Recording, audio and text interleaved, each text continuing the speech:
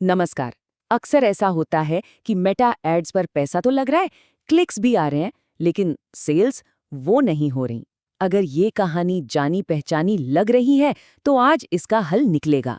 आज हम समझेंगे ऑडियंस सेगमेंटेशन को, ताकि लगाया हुआ हर रुपया सही ग्राहक तक पहुंचे। कभी कभी लगता है ना कि मेटा एड्स पर लगाया हुआ पैसा बस एक ब्लैक होल में जा रहा है, कोई रिजल्ट नहीं, कुछ नहीं। यकीन मानिए लगभग हर नया एडवर्टाइजर इस फेज से गुजरता है। पर अच्छी खबर यह है कि इसका एक बहुत ही कारगर समाधान है। तो पैसे की इस बर्बादी को रोका कैसे जाए? जवाब एक शब्द में है, सेगमेंटेशन। जी हाँ, यही वो सीक्रेट है जो एक एवरेज एड कैंपेन को एक शानदार कैंपेन में बदल सकता है। ये कामयाबी की तरफ पहला और सबसे जरूरी कदम है। तो ये फैंसी सा शब्द सेगमेंटेशन आखिर है क्या? इसे आसान भाषा में समझते हैं। अपनी पूरी ऑडियंस को, मतलब जितने भी लोग हो सकते हैं, उन्हें छोटे छोटे स्पेसिफिक ग्रुप्स में बांटना। मकसद ये है कि सही मैसेज सही लोगों तक पहुंचे, बजाय इसके कि हम अंधेरे में तीर चलाते रहें। चलिए एक और भी आसान उदाहरण लेते हैं। सोचिए एक मेले में जलेबी बेचनी है, तो स्टॉल कहाँ लगेगा? क्या हेल्थ कॉन्शियस लोगों की भीड़ के पास? बिल्कुल नहीं। स्टॉल तो वहीं लगेगा जहां बच्चे और मीठे के शौकीन लोग होंगे। बस यही तो है सेगमेंटेशन, अपने प्रोडक्ट के लिए सही ग्राहक को चुनना। तो अब जब ये समझ आ गया है कि सेगमेंटेशन क्यों जरूरी है, तो चलिए अब आते हैं मजेदार हिस्से पर, अपनी ऑडियंस को बनाना। और अच्छी बात यह है कि मेटा इसके लिए हमें कुछ बहुत ही पावरफुल टूल्स देता है। मेटा में हमें बेसिकली 3 तरह की ऑडियंस को समझना होता है, कोर, कस्टम और लुक अलाइक। चलिए एक एक करके इन तीनों को समझते हैं। सबसे पहले है कोर ऑडियंस। इसको अपना स्टार्टिंग पॉइंट समझिए। ये वो लोग हैं जिन्होंने शायद हमारे ब्रांड के बारे में कभी सुना भी नहीं है, लेकिन उनमें दिलचस्पी हो सकती है। इन्हें हम उम्र, लोकेशन और उनके इंटरेस्ट के बेसिस पर टारगेट करते हैं। मार्केटिंग की भाषा में इन्हें कोल्ड ऑडियंस कहा जाता है। इसके बाद आती है कस्टम ऑडियंस, और यहीं से असली गेम शुरू होता है। ये वो लोग हैं जो हमारे ब्रांड के साथ पहले ही इंटरैक्ट कर चुके हैं, जैसे कि वेबसाइट पर आने वाले लोग, इंस्टाग्राम फॉलोअर्स या हमारे मौजूदा कस्टमर्स। क्योंकि ये लोग हमें पहले से जानते हैं, इसलिए इन्हें वार्म ऑडियंस कहते हैं। और आखिर में आता है जादू, लुक अलाइक ऑडियंस। इसमें मेटा को अपने सबसे अच्छे कस्टमर्स की एक लिस्ट दी जाती है, मान लीजिए जो सबसे ज्यादा खरीदारी करते हैं।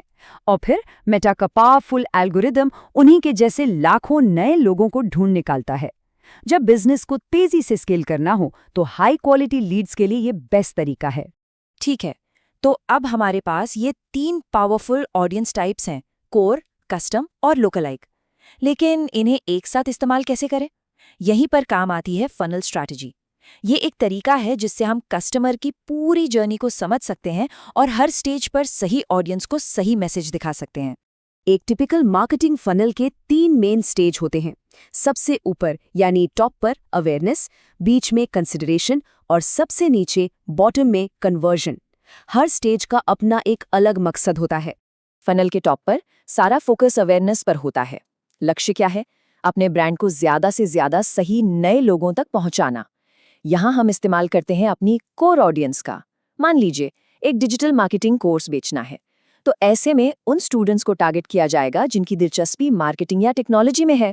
अब आता है फनल का मिडिल स्टेज, कंसिडरेशन। इन लोगों ने हमारे ब्रांड पर ध्यान दिया है, तो वक्त है भरोसा बनाने का। और यहीं पर कस्टम ऑडियंस अपना कमाल दिखाती है। जैसे जिन लोगों ने कोर्स पेज विजिट किया था, उन्हें दोबारा टारगेट करके अपने सफल स्टूडेंट्स के टेस्टिमोनियल्स दिखाए जा सकते हैं। और आखिर में फनल का बॉटम, कन्वर्जन। यहाँ मकसद बिल्कुल सीधा है, सेल क्लोज करना। हम उन लोगों को टारगेट कर रहे हैं जो खरीदने के लिए लगभग तैयार हैं। यहाँ भी कस्टम ऑडियंस बहुत जरूरी है। सोचिए वो लोग जिन्होंने कोर्स को कार्ट में तो ऐड किया पर खरीदा नहीं। उन्हें एक स्पेशल डिस्काउंट ऑफर देकर डील क्लोज की जा सकती है। ये सब सुनने में तो बहुत अच्छा लगता है ना? लेकिन असल में ऑडियंस बनाते वक्त लोग कुछ बहुत ही कॉमन गलतियां कर बैठते हैं। तो चलिए एक नज़र इन गलतियों पर डालते हैं ताकि इनसे बचा जा सके। पहली गलती, ऑडियंस को बहुत ज्यादा बड़ा रखना, जिससे पैसा बर्बाद होता है। या फिर बहुत छोटा रखना, जिससे मेटा के एल्गोरिदम को सीखने के लिए डेटा ही नहीं मिलता। दूसरी गलती, कस्टम ऑडियंस की पावर को नज़रअंदाज करना। ये सबसे आसानी से कन्वर्ट होने वाले लोग हैं। तीसरी, एक ही ऐड को कोल्ड और वार्म दोनों तरह की ऑडियंस को दिखाना, ये काम नहीं करता। और आखिर में ऑडियंस को सेट करके भूल जाना। ऑडियंस को लगातार टेस्ट और अपडेट करते रहना पड़ता है।